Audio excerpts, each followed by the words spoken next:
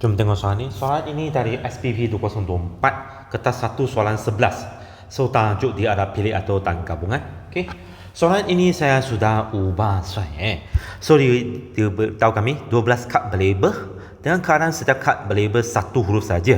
Maksud kesemua 12 huruf tu terdiri daripada 7 huruf konsonan berlainan dan 5 huruf vokal berlainan.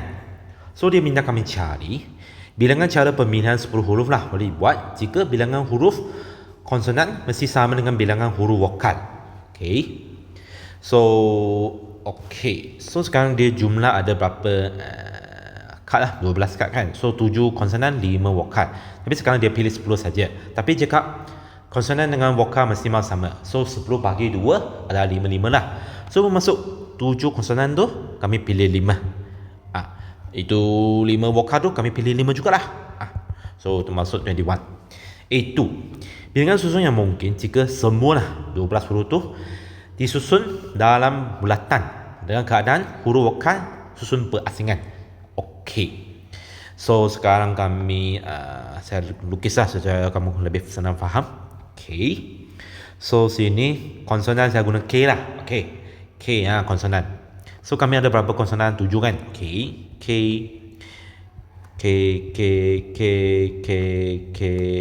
Okey, sekarang.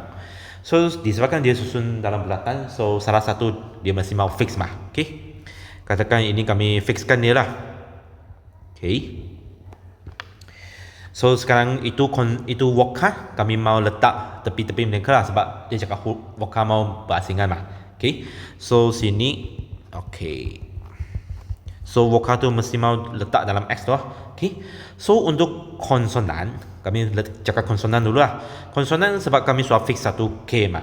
Okay. So bermaksud yang lain dia ada 6 lagi kan. So 6 lagi tu bermaksud 6P6 atau 6 faktorial pun boleh. Okay. So sekarang kami vokal pula. Vokal dia ada 5 kan. Tapi kamu tengok raja tu ada berapa tempat yang sesuai? Ada 7 tempat kan. Tapi mau susun 5 saja. So masuk 7P5. So sini kamu dapat 1814400. B. Ini soalan lain Cari bilangan kata laluan. Kata laluan this one is password yang terdiri daripada 4 huruf dan diikuti dengan 2 digit tanpa ulangan. Okey. Yang boleh dibentuk jika hasil tanpa digit ialah 5. Okey. So sekarang huruf. Okey. Huruf ada berapa huruf? Okey. Sebab sini dia tak cakap besar ke kecil kan. So bermaksud dua-dua pun boleh lah. So bermaksud huruf kami ada 52 objek. Okey.